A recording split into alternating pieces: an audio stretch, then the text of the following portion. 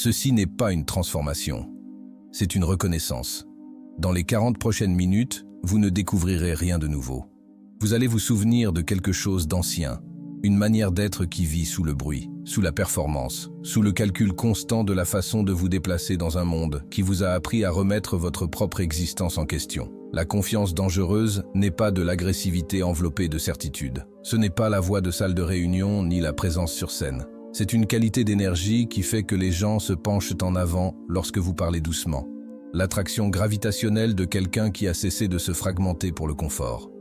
Le monde est rempli de personnes qui jouent à la confiance. Poitrine bombée, voix forte, rire forcé. Mais vous pouvez sentir le vide. Vous pouvez percevoir l'effort. La véritable confiance ne nécessite aucune amplification. Elle existe dans la pause avant que vous ne parliez, dans la stabilité de votre regard, dans la manière dont vous ne bronchez pas lorsque le silence s'étire. En ce moment, vous portez peut-être un poids invisible, le poids d'une autosurveillance chronique, l'épuisement de vous traduire en quelque chose de plus acceptable, la violence subtile d'éditer votre vérité avant qu'elle n'atteigne vos lèvres. Ce poids ne s'annonce pas de façon dramatique, il s'accumule dans de petites redditions. Chaque fois que vous riez à quelque chose qui n'est pas drôle, chaque fois que vous hochez la tête alors que vous voulez la secouer, chaque fois que vous dites « je suis désolé » alors que vous n'avez rien fait de mal. Le coup n'est pas toujours visible, mais il est toujours ressenti. Vous le sentez dans le temps qu'il vous faut pour parler en réunion, dans la manière dont vous répétez des conversations simples, dans le fait que vous avez besoin de 3 jours pour récupérer après une seule interaction difficile. Cette vidéo n'est pas là pour ajouter des stratégies à votre collection. Vous n'avez pas besoin d'un autre cadre, d'un autre système, d'un autre ensemble de règles à suivre. Ce dont vous avez besoin, c'est de soustraction. Le retrait de ce qui n'aurait jamais dû être là, les peurs qui ont été plantées, les doutes qui ont été hérités, la performance qui a remplacé la présence. Le philosophe Martin Heidegger parlait de l'être jeté, l'idée que nous sommes jetés dans un monde avec des significations, des attentes et des scénarios préexistants que nous n'avons jamais choisis. La confiance consiste à examiner ce dans quoi vous avez été jeté et à décider quoi garder. Le neuroscientifique Antonio Damasio a découvert que l'émotion précède la pensée, que votre corps génère des états émotionnels qui façonnent votre traitement cognitif. Cela signifie que la confiance n'est pas seulement un travail d'état d'esprit, c'est un travail sur le système nerveux. Votre corps apprend la confiance par des expériences répétées de sécurité, pas uniquement par des affirmations. Au cours des 40 prochaines minutes, nous construisons quelque chose de structurel. Pas un tonnerre motivationnel qui s'efface d'ici mardi, pas un courage temporaire emprunté aux mots de quelqu'un d'autre, mais une architecture, une structure interne qui tient indépendamment des conditions extérieures. Chaque principe s'appuie sur le précédent. Ne sautez rien, ne précipitez rien, c'est un travail de précision. Et avant d'aller plus loin, si ce message vous parle déjà, soutenez cette chaîne, aimez la vidéo. Partagez-la avec quelqu'un qui a besoin de retrouver sa force. Abonnez-vous si vous êtes prêt à construire un monde intérieur plus calme et plus fort. Et commentez pour que ce message dépasse l'écran. Nous commençons maintenant. Écrivez ceci si vous avez fini de vous faire petit. Je ne me plie pas, je m'élève. Numéro 1. Arrêtez de jouer une certitude que vous ne ressentez pas. La crise de confiance de notre époque n'est pas que les gens manquent de confiance. C'est qu'ils font semblant d'en avoir tout en étouffant en dessous. Vous l'avez vu, le rire trop fort, la certitude agressive qui semble fragile, la personne qui ne supporte pas d'être remise en question parce que toute sa présence est une construction, pas une fondation. Les personnes dangereusement confiantes font quelque chose de radical. Elles admettent l'incertitude sans perdre leur autorité. Elles disent « je ne sais pas » sans que leur voix tremble. Elles disent « je suis encore en train de comprendre » sans se diminuer. Elles disent « j'ai changé d'avis » sans explication défensive. C'est une confiance mûrie, au-delà de la performance. La plupart des gens ont appris que la confiance signifie ne jamais montrer de doute, ne jamais révéler le processus, ne jamais laisser quelqu'un voir l'échafaudage derrière le bâtiment terminé. Alors ils construisent des façades élaborées, ils parlent en absolu, ils cachent leur confusion, ils simulent une aisance sur des sujets qu'ils comprennent à peine. Et le coût est énorme. Lorsque vous jouez une certitude que vous ne ressentez pas, vous vous divisez. Il y a vous qui parlez et vous qui vous regardez parler tout en paniquant intérieurement. Il y a vous qui projetez le calme et vous qui criez en dessous. Cette division est épuisante. Elle consomme d'énormes ressources cognitives. Elle vous laisse vider après des interactions simples. Le psychologue Fritz Perls décrivait cela comme la différence entre une vie authentique et une vie jouée. Lorsque vous vivez en mode performance, vous gérez constamment les impressions au lieu d'expérimenter la réalité. Les recherches de Brené Brown sur la vulnérabilité ont révélé quelque chose de contre-intuitif. Les gens font davantage confiance à la vulnérabilité qu'à la perfection polie. Pas la vulnérabilité comme performance, le partage calculé conçu pour paraître attachant, mais la vraie vulnérabilité, la volonté d'exister en étant incomplet. Pensez aux personnes que vous respectez réellement, pas celles que vous admirez de loin, mais celles en qui vous avez une confiance profonde. Il y a de fortes chances qu'elles vous aient montré leurs incertitudes, leurs erreurs, leurs réflexions en évolution. Et au lieu de perdre votre respect, elles l'ont gagné. Pourquoi ? Parce que l'authenticité crée une connexion d'une manière que la perfection ne pourra jamais créer. Quand quelqu'un admet qu'il ne sait pas, vous vous détendez. Quand quelqu'un montre son processus, vous vous sentez invité dans son humanité. Quand quelqu'un change d'avis à la lumière de nouvelles informations, vous voyez de l'intelligence, pas de la faiblesse. La confiance dangereuse inclut l'humilité intellectuelle, la capacité de maintenir des positions fortes tout en restant ouvert à de nouvelles informations. La capacité de s'engager pleinement dans une direction tout en reconnaissant que l'on peut se tromper. Ce n'est pas une faiblesse, c'est de la sophistication. Le physicien Richard Feynman a dit un jour « Je préfère avoir des questions auxquelles on ne peut pas répondre que des réponses qu'on ne peut pas questionner ». C'est l'état d'esprit d'une confiance dangereuse, curieuse, ouverte, non défensive.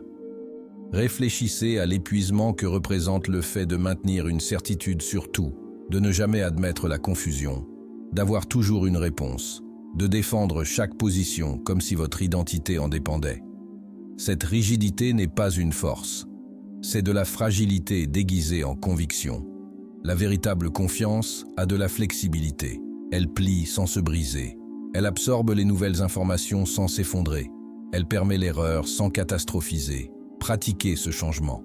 Quand vous ne savez pas quelque chose, au lieu de bluffer ou d'esquiver, dites « Je n'ai pas encore assez d'informations là-dessus. Laissez-moi y réfléchir et je reviens vers vous. » Remarquez ce qui se passe. La plupart des gens respectent cela plus qu'une réponse précipitée et incertaine livrée avec une fausse confiance. Quand vous êtes incertain, au lieu de choisir un camp prématurément pour paraître décisif, dites « Je pèse plusieurs facteurs ici. Donnez-moi le temps d'y réfléchir. » Cela démontre de la réflexion, pas de la faiblesse. Quand vous faites une erreur, au lieu de vous défendre ou de minimiser, dites « Je me suis trompé. Voici ce que je fais différemment. » Cela montre de la responsabilité et une orientation vers la croissance. Délivré avec une fausse assurance. Lorsque vous êtes incertain, au lieu de choisir un camp prématurément pour paraître décisif, dites « Je suis en train de peser plusieurs facteurs ici. Donnez-moi le temps d'y réfléchir. » Cela démontre de la réflexion, pas de la faiblesse.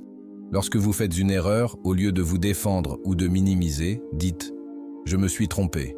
Voici ce que je fais différemment. » Cela montre le sens des responsabilités et une orientation vers la croissance. Lorsque quelqu'un présente des informations qui contredisent votre point de vue, au lieu de contre-argumenter immédiatement, dites « C'est intéressant, je n'avais pas envisagé cet angle. Laissez-moi y réfléchir. » Cela manifeste de l'ouverture et de la sécurité intérieure. Remarquez ce qui se passe. Au début, votre ego protestera. Il vous dira que reconnaître équivaut à une faiblesse, que l'incertitude équivaut à l'incompétence, que changer d'avis équivaut à un échec. Ignorez-le. Cette voix est celle du traumatisme.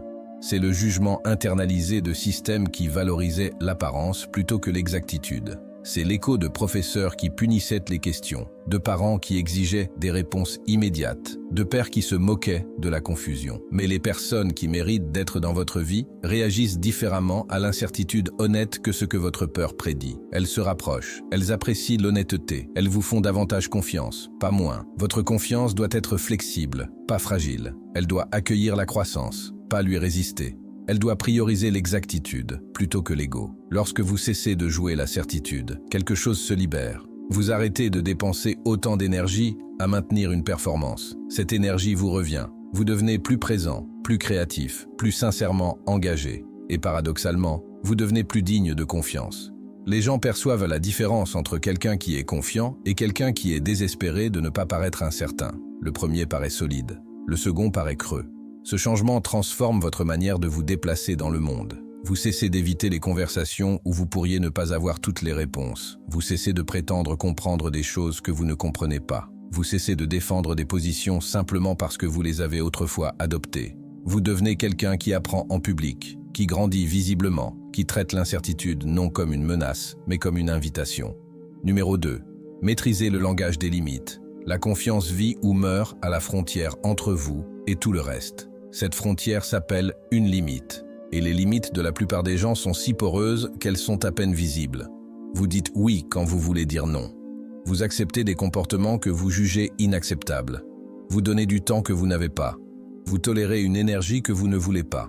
Et chaque violation de limite apprend à votre système nerveux que vous n'êtes pas en sécurité, même face à vous-même.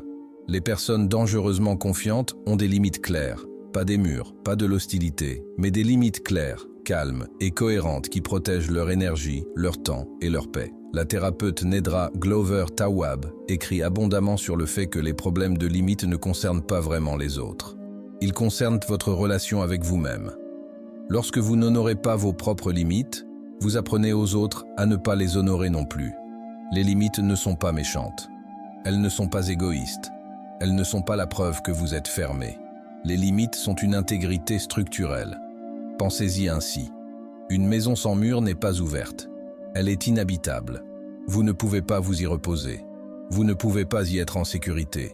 Vous ne pouvez pas y exister pleinement. Les limites créent le contenant dans lequel vous pouvez réellement être présent. La plupart des gens luttent avec les limites parce qu'ils les confondent avec le rejet. Ils pensent que dire non à quelqu'un signifie « je ne me soucie pas de toi ». Mais ce n'est pas ce qui se passe. Vous dites « je me respecte suffisamment pour ne pas trahir mes limites ». Voici à quoi ressemble la maîtrise des limites dans la pratique. Vous ne répondez pas immédiatement à chaque message. Vous n'assistez pas à chaque événement auquel vous êtes invité. Vous n'expliquez pas pourquoi vous n'êtes pas disponible. Vous n'absorbez pas la météo émotionnelle de tout le monde. Vous ne vous rendez pas plus petit pour rendre les autres plus à l'aise. Vous dites simplement « ça ne fonctionne pas pour moi ». Et vous vous arrêtez là. Pas de justification, pas d'excuses élaborées, pas de ton apologétique. Juste une déclaration calme et claire de ce qui est. Au début, cela sera inconfortable. Vous pourriez vous sentir coupable, égoïste, dur. Ces émotions ne sont pas la preuve que vous faites quelque chose de mal. Elles sont la preuve que vous brisez un ancien schéma. On vous a probablement appris, implicitement ou explicitement, que vos besoins comptaient moins que le confort des autres, que être bon signifiait être disponible, que l'amour signifiait ne pas avoir de limites. Ces enseignements étaient faux. Les vraies relations ne vous demandent pas de vous dissoudre. Elles exigent que vous existiez clairement afin que les autres sachent comment être avec vous. Lorsque vous n'avez pas de limites, les gens ne savent pas où vous finissez et où ils commencent. Cela crée de l'enchevêtrement, pas de l'intimité. Commencez à pratiquer le langage des limites. Au lieu de « je suis vraiment désolé, je suis juste très débordé en ce moment, j'aimerais aider, mais… » dites « je ne suis pas disponible pour ça ». Au lieu de « peut-être, je vais voir, je vais essayer de m'arranger ». Dites « non, ça ne fonctionne pas pour moi ». Au lieu de tolérer un comportement puis d'exploser plus tard, dites « j'ai besoin que tu arrêtes de faire ça ». Observez ce qui se passe. Certaines personnes respecteront immédiatement vos limites. Elles apprécieront la clarté. Ce sont les vôtres. D'autres résisteront. Elles vous qualifieront d'égoïste. Elles tenteront de vous culpabiliser. Elles testeront la limite. C'est une information. Les personnes qui tiennent réellement à vous peuvent gérer vos limites. Celles qui valorisaient seulement votre utilité ne le peuvent pas. La confiance dangereuse consiste à connaître la différence et à laisser le second groupe être contrarié. Votre paix n'est pas négociable. Votre énergie n'est pas un bien public. Votre temps n'est pas une ressource à laquelle les autres ont droit. Si vous avez terminé de justifier votre existence, écrivez ceci maintenant. Je ne me justifie pas. Numéro 3. Développez la non-réactivité émotionnelle. La confiance est souvent mesurée par ce que vous faites, mais la confiance la plus profonde est mesurée par ce que vous ne faites pas. Ce à quoi vous ne réagissez pas, ce que vous n'intériorisez pas, ce à quoi vous n'avez pas besoin de répondre. Les personnes dangereusement confiantes ont cultivé quelque chose de rare. La non-réactivité émotionnelle. La capacité d'observer la provocation, la critique, le chaos ou la tension sans être détourné par cela. Ce n'est pas de la suppression, ce n'est pas du détachement, c'est de la souveraineté. Les stoïciens appelaient cela apatheia, non pas l'apathie, mais la liberté de ne pas être contrôlé par les événements extérieurs. La tradition bouddhiste appelle cela l'équanimité. La psychologie moderne appelle cela la régulation émotionnelle. peu importe le nom que vous lui donnez. C'est du pouvoir. La plupart des gens sont réactifs. Quelqu'un les critique, ils se défendent. Quelqu'un les défie, ils attaquent. Quelqu'un se retire, ils poursuivent. Quelqu'un les attaque, ils s'effondrent. Leurs émotions sont une marionnette. Et le monde tient les fils. Les personnes confiantes coupent ces fils. Le psychiatre Viktor Frankl, survivant des camps de concentration nazis, a écrit « Entre le stimulus et la réponse, il y a un espace. Dans cet espace se trouve notre pouvoir de choisir notre réponse. Dans notre réponse résident notre croissance et notre liberté. » Cet espace, cette pause, est l'endroit où vit la confiance. Lorsque quelqu'un vous provoque et que vous ne réagissez pas, vous démontrez une maîtrise. Non pas une maîtrise sur lui, mais une maîtrise sur vous-même. Vous montrez que son état émotionnel ne dicte pas le vôtre, que son chaos ne pénètre pas votre calme. Cela change tout. Envoie-moi la suite et je continue exactement dans le même format, mot pour mot. On retirait leur attention du marché de la validation externe. Ils ont cessé d'échanger leur présence contre de l'approbation. Ils ont arrêté de vérifier le tableau des scores. Le psychologue Mihaly Csikszentmihalyi a étudié les états de flow, ces moments d'engagement profond où les gens perdent la notion du temps et la conscience d'eux-mêmes. Il a découvert que ces états sont impossibles lorsque vous vous auto-surveillez. Vous ne pouvez pas être en flow et dans le jugement simultanément. La confiance existe sur le même territoire. Lorsque votre attention est externalisée, focalisée sur la manière dont vous êtes perçu, vous vous fragmentez. Une partie de vous fait la chose. Une partie de vous se regarde faire la chose. Une partie de vous imagine comment les autres vous regardent faire la chose. Cette fragmentation explique pourquoi les réseaux sociaux sont si épuisants. Vous ne vivez pas simplement. Vous organisez, vous documentez, vous performez, vous vérifiez. Le résultat est une vie qui ressemble à une répétition générale, jamais au véritable spectacle. Le changement commence lorsque vous posez une question différente. Au lieu de « Que vont-ils penser ?», demandez « Qu'est-ce que je veux réellement ici ?» Au lieu de « Comment suis-je perçu ?» demandez « Est-ce que je suis honnête ?» Au lieu de « Est-ce que ça a eu assez de likes ?» demandez « Est-ce que c'était authentique ?» Cette réorientation ramène votre attention vers votre centre. Et lorsque votre attention revient, votre énergie revient, votre présence revient, votre confiance revient. Parce que la confiance n'est pas quelque chose que vous projetez vers l'extérieur. C'est quelque chose que vous ressentez à l'intérieur. Commencez cette pratique immédiatement. Remarquez quand vous cherchez de la validation. Ne jugez pas. Observez simplement. Je vérifie mon téléphone pour voir s'ils ont répondu. Je cherche de la validation. Le simple fait de remarquer commence à affaiblir le schéma. Créez des zones sans validation. Certains moments, certaines activités pendant lesquelles vous ne vérifiez pas, vous ne mesurez pas, vous ne surveillez pas la réponse extérieure. Vous faites simplement la chose pour la chose elle-même. Pratiquez le non-partage. Faites des choses sans le dire à personne. Laissez les expériences être complètes en elles-mêmes, sans avoir besoin d'être vues ou validées. Retardez la vérification. Si vous publiez quelque chose, ne regardez pas les réponses pendant 24 heures.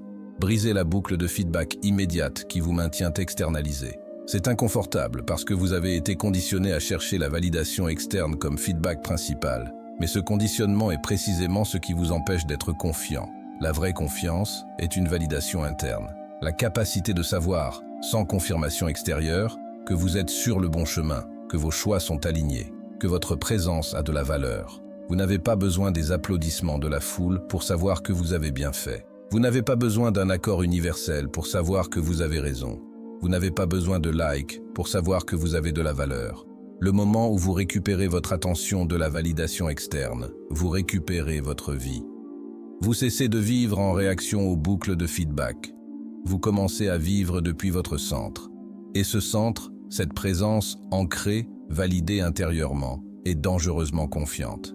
Si aujourd'hui vous choisissez le respect de vous-même plutôt que l'approbation, prouvez-le. Je me choisis. Numéro 5. Comprenez que la confiance se construit à travers des micro-décisions. La plupart des gens attendent le grand moment. La promotion, l'opportunité, la relation, la percée. Ils pensent que la confiance arrivera quand les circonstances extérieures changeront. Ce ne sera pas le cas.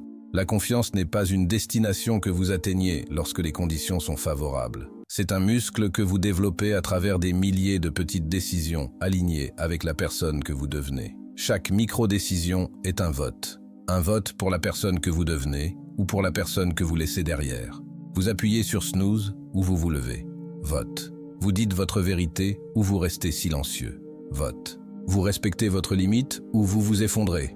Vote. Vous allez jusqu'au bout ou vous trouvez des excuses. Vote. La confiance est l'agrégat de ces votes.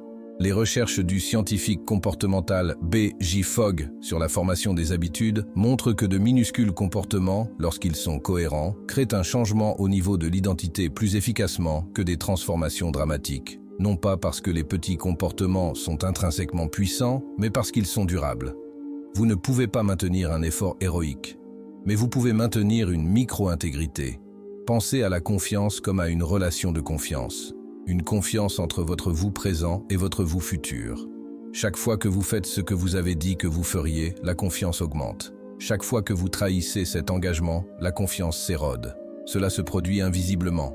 Personne ne voit ces micro-trahisons. Personne ne sait que vous avez dit que vous travailleriez sur ce projet et que vous avez finalement scrollé. Personne ne sait que vous vous êtes promis de parler et que vous êtes resté silencieux. Mais vous le savez.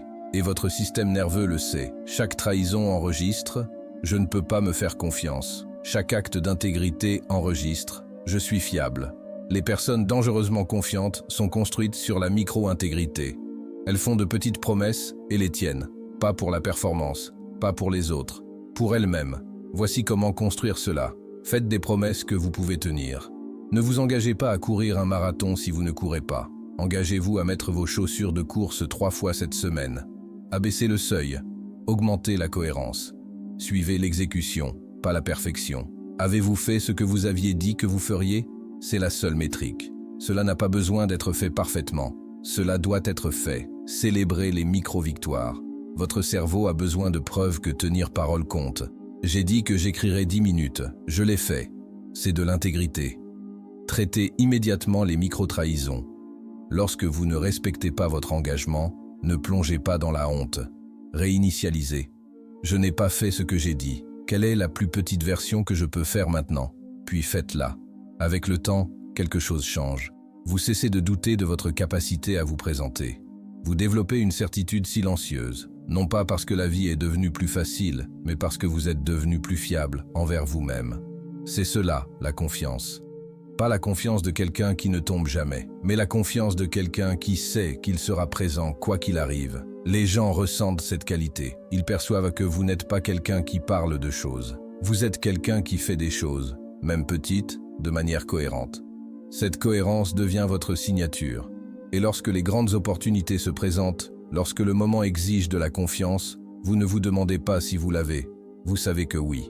Parce que vous l'avez construite en privé, à travers des milliers de petits moments que personne d'autre n'a vus. La confiance ne se trouve pas, elle se forge dans les décisions quotidiennes, peu glamour, peu sexy, que personne n'applaudit. Si vous avez fini de mendier pour être aimé, écrivez ceci. Je n'ai pas besoin d'approbation. Numéro 6, arrêtez de défendre votre réalité. L'une des plus grandes fuites de confiance est le besoin constant de défendre votre réalité. Vos choix, vos limites, votre perspective, votre expérience. Lorsque quelqu'un vous questionne, vous montez immédiatement une défense.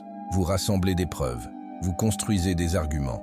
Vous essayez de leur faire voir ce que vous voyez. Ce n'est pas de la confiance. C'est chercher la permission d'exister tel que vous êtes. Les personnes dangereusement confiantes ont cessé de défendre leur réalité. Non pas parce qu'elles ne se soucient pas de ce que les autres pensent, mais parce qu'elles comprennent quelque chose de fondamental.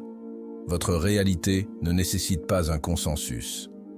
Pensez à toute l'énergie que vous dépensez à justifier votre expérience. Quelqu'un dit que vous exagérez. Vous expliquez pourquoi ce n'est pas le cas. Quelqu'un dit que vous faites une erreur. Vous défendez votre logique. Quelqu'un questionne votre choix. Vous construisez un dossier. Chaque défense est un aveu implicite. J'ai besoin que tu sois d'accord avec moi pour que cela soit valide. Mais ce n'est pas le cas. Le philosophe Ludwig Wittgenstein a exploré la manière dont le langage crée la réalité, comment les mots que nous utilisons façonnent ce qu'il est possible de penser.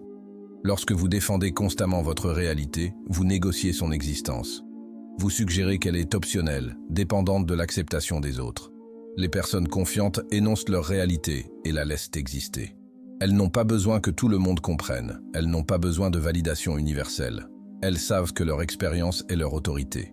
Cela ne signifie pas être rigide ou fermé à l'apprentissage. Cela signifie être l'auteur de soi. Vous restez ouvert aux nouvelles informations sans avoir besoin que les autres valident votre position actuelle. Pratiquez ce changement. Lorsque quelqu'un n'est pas d'accord avec votre choix, ne défendez pas. Dites simplement « Je comprends que tu vois les choses différemment, c'est ce que je fais ». Lorsque quelqu'un remet en question votre limite, ne justifiez pas. Dites simplement « C'est ce qui fonctionne pour moi ». Lorsque quelqu'un invalide votre expérience, ne débattez pas. Dites simplement « J'entends que tu vois les choses différemment. Mon expérience a été différente. » Remarquez le schéma. Vous reconnaissez leur perspective sans l'absorber. Vous affirmez votre réalité sans avoir besoin de leur accord. Au début, cela semble vulnérable. Vous ne vous protégez plus avec des explications. Vous restez exposé dans votre vérité, permettant aux autres de ne pas être d'accord. Mais quelque chose de puissant se produit lorsque vous cessez de vous défendre. Vous découvrez que votre réalité ne s'effondre pas lorsqu'elle est remise en question. Elle demeure. Votre expérience ne disparaît pas parce que quelqu'un la questionne. Elle est toujours là. Cela construit une confiance profonde. La confiance de quelqu'un qui sait que son expérience intérieure est valide, indépendamment de toute confirmation extérieure. Et paradoxalement, lorsque vous cessez de vous défendre, les gens commencent souvent à comprendre. Pas toujours. Pas tout le monde, mais plus qu'avant. Pourquoi? Parce que la défense crée la résistance. Lorsque vous vous défendez, les autres se sentent obligés d'attaquer. Lorsque vous énoncez simplement et que vous existez, il n'y a rien contre quoi pousser. Votre réalité devient comme l'eau. Elle ne débat pas avec les rochers, elle les contourne. C'est cela, la confiance dangereuse. La confiance de quelqu'un qui n'a pas besoin de permission pour vivre ce qu'il vit, qui n'a pas besoin de consensus pour savoir ce qu'il sait, qui n'a pas besoin de validation pour avancer tel qu'il est. Si vous êtes en train de reconstruire la confiance envers vous-même, gravez ceci. Je tiens parole. Numéro 7. Adoptez l'invisibilité stratégique. La culture de la confiance vous a vendu un mensonge, que la confiance signifie toujours être vu, toujours parler, toujours prendre de la place, toujours faire connaître sa présence. Mais cela, c'est de la performance, pas de la confiance. Les personnes dangereusement confiantes comprennent le pouvoir de l'invisibilité stratégique. La capacité de choisir quand être vu et quand observé, de parler quand cela sert et de se taire quand cela ne sert pas. Ce n'est pas se cacher, c'est du discernement. La plupart des gens parlent pour remplir l'espace, pour prouver qu'ils ont quelque chose à apporter, pour éviter l'inconfort de ne pas être remarqués. Leurs mots sont motivés par l'anxiété, pas par l'intention. Les personnes confiantes parlent lorsque leurs mots apportent de la valeur et restent silencieuses lorsqu'ils n'en apportent pas. Elles sont à l'aise dans une pièce sans performer. Elles peuvent assister à une réunion sans rien avoir à prouver. Elles peuvent laisser une conversation se dérouler sans s'y insérer. Cela crée un autre type de pouvoir. Lorsque vous n'êtes pas constamment visible, votre présence devient plus précieuse. Lorsque vous ne parlez que lorsque vous avez quelque chose de significatif à dire, vos mots ont plus de poids. Le psychologue Carl Rogers parlait de considération positive inconditionnelle, la capacité d'observer sans juger. Les personnes confiantes s'accordent cela à elles-mêmes. Elles ne jugent pas leur silence comme une insuffisance. Elles ne mesurent pas leur valeur à la fréquence à laquelle elles sont remarquées. Elles sont complètes, qu'elles soient vues ou non. Ce changement est particulièrement important dans une culture qui confond visibilité et valeur. Les réseaux sociaux vous ont appris que si vous ne diffusez pas constamment, vous n'existez pas. Que si vous n'accumulez pas de l'attention, vous échouez. C'est une fausse économie. La vraie confiance inclut la capacité de disparaître, de travailler en privé, de construire sans annoncer, d'exister sans validation constante de cette existence. Pratiquez cela en réunion. Parlez uniquement lorsque vous avez quelque chose qui fait avancer la conversation. Pas pour prouver que vous êtes engagé, pas pour être vu. Uniquement lorsque votre contribution change quelque chose. Sur les réseaux sociaux, prenez des pauses. Laissez passer des périodes où vous vivez sans documenter, où vous construisez sans partager. Dans les situations sociales, pratiquez le silence confortable. Vous n'avez pas besoin de remplir chaque pause. Vous n'avez pas besoin de divertir. Vous pouvez exister calmement et pleinement. Travailler sur des projets sans les annoncer. Construisez des choses qui ne seront peut-être jamais vues. Créez de la valeur qui ne nécessite pas d'audience. Que se passe-t-il lorsque vous adoptez l'invisibilité stratégique? Vous cessez de vivre en mode performance. Vous cessez de vous mesurer aux métriques d'attention. Vous commencez à tirer votre valeur de sources internes, votre satisfaction, vos standards, votre sens du but. Et lorsque vous choisissez d'être visible, c'est intentionnel, c'est volontaire. Cela vient du surplus, pas du manque. Les gens ressentent cette qualité.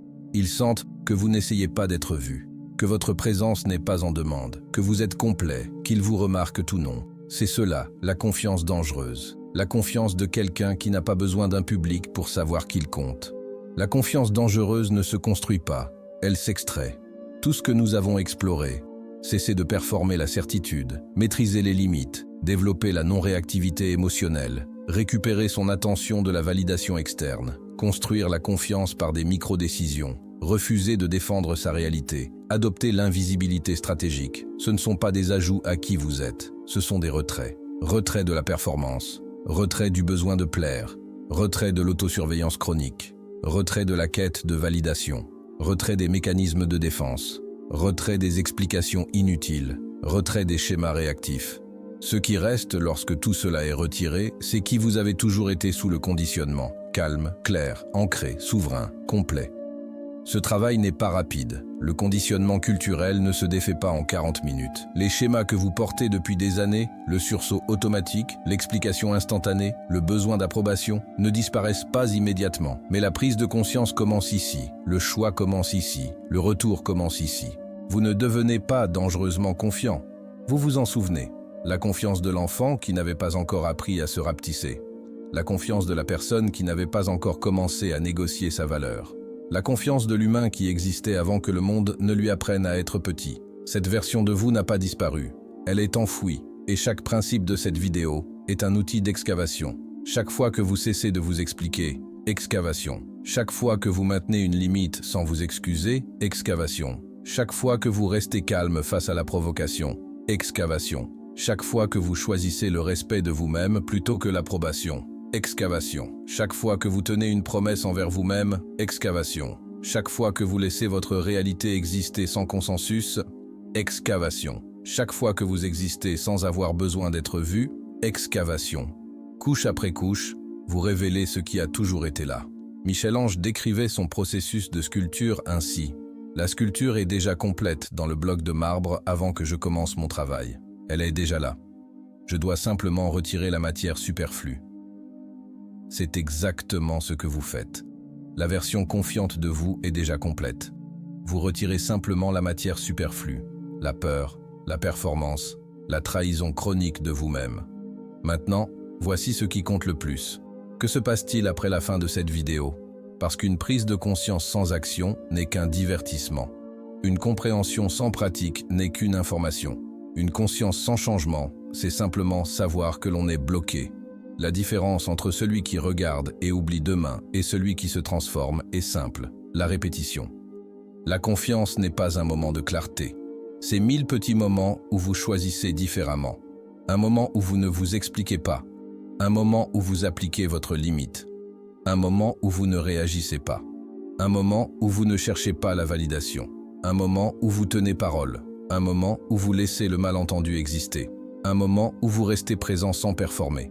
Ces moments s'accumulent, ils se construisent, ils se composent. Et dans 6 mois, vous ne reconnaîtrez plus la personne que vous êtes aujourd'hui. Non pas parce que vous serez devenu quelqu'un d'autre, mais parce que vous serez enfin devenu pleinement vous-même. Les personnes autour de vous le remarqueront. Elles ne comprendront pas forcément ce qui a changé, mais elles sentiront quelque chose de différent, quelque chose de solide, quelque chose qu'on ne peut ni secouer, ni manipuler, ni culpabiliser. Certains apprécieront. Ils vous traiteront avec plus de respect. Ils s'aligneront sur votre énergie. Ils se présenteront différemment. D'autres résisteront. Ils testeront vos limites. Ils vous provoqueront. Ils diront que vous avez changé. Et ils ne le diront pas positivement. Les 2 réactions sont des informations, pas des instructions. Laissez-les réagir comme ils le souhaitent. Votre travail n'est pas de contrôler leurs réactions. Votre travail est de rester ancré dans votre vérité. C'est la couche finale de la confiance dangereuse. Une confiance inébranlable en soi face aux turbulences extérieures. Vous savez qui vous êtes. Vous savez ce que vous défendez. Vous savez ce que vous tolérez et ce que vous ne tolérez pas. Vous savez ce dont vous avez besoin. Et vous honorez tout cela, indépendamment de qui est d'accord. Ce n'est pas de l'arrogance. L'arrogance a besoin de se prouver. L'arrogance performe. L'arrogance cherche la validation par la domination. Ceci est une connaissance de soi calme et inébranlable, qui n'a pas besoin de s'annoncer, qui n'a pas besoin de convaincre, qui est, simplement. Emportez cela dans chaque interaction. Dans la réunion où vous aviez l'habitude de vous rapetisser, tenez-vous pleinement. Dans la relation où vous surexpliquiez, parlez une fois et arrêtez-vous. Dans le conflit où vous vous effondriez, restez ancré. Dans le moment où vous cherchiez l'approbation, choisissez le respect de vous-même. Dans l'engagement que vous abandonnez, allez jusqu'au bout. Dans le malentendu où vous vous défendiez, laissez-le exister. Dans la pièce où vous performiez, soyez simplement. C'est ainsi que la confiance devient votre norme et non votre exception. Et rappelez-vous, il ne s'agit pas d'être parfait, il s'agit d'être entier. Vous aurez encore des moments où vous surexpliquerez, où votre limite vacillera, où vous réagirez au lieu de répondre, où vous chercherez la validation, où vous romprez une promesse envers vous-même, où vous vous défendrez inutilement, où vous performerez au lieu d'être présent. C'est humain. La différence est que vous le remarquerez plus vite. Vous vous corrigerez plus rapidement. Vous reviendrez à votre centre avec moins de drame. C'est cela, la croissance. Non pas ne jamais tomber, mais tomber moins souvent et se relever plus rapidement. Si ce message vous a servi, faites-le circuler. Aimez cette vidéo. Partagez-la avec quelqu'un qui s'est érodé en silence. Quelqu'un dont la confiance fuit depuis des années. Quelqu'un qui a besoin de se rappeler qu'il a le droit de prendre de la place. Abonnez-vous pour continuer à construire une vie ancrée et souveraine. Parce que cette conversation ne s'arrête pas ici. C'est un travail fondamental. Mais il y a plus. Plus sur maintenir la confiance dans des environnements toxiques. Plus sur la reconstruire après qu'elle a été brisée. Plus sur transmettre ces principes à la prochaine génération. Plus sur intégrer confiance et compassion. Parce que la confiance dangereuse n'est pas une confiance froide. Cette chaîne existe pour soutenir votre retour continu vers vous-même. Et si vous vous sentez plus fort qu'il y a 40 minutes, scellez-le. Confiance inébranlable. Vous ne devenez pas quelqu'un d'autre. Vous vous tenez enfin pleinement en vous-même, sans excuse, dangereusement. La version de vous qui ne se rapetisse pas. La version de vous qui ne performe pas. La version de vous qui ne s'excuse pas d'exister. Cette version a toujours été là.